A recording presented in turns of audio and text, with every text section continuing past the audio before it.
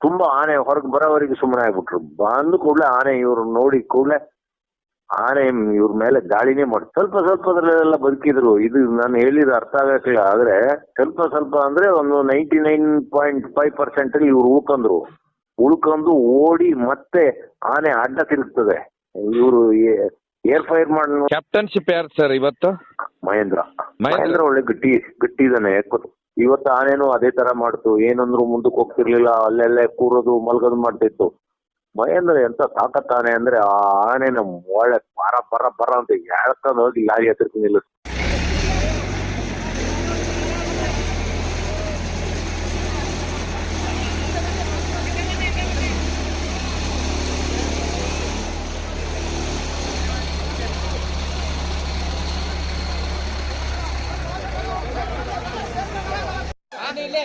ये काय म्हटलं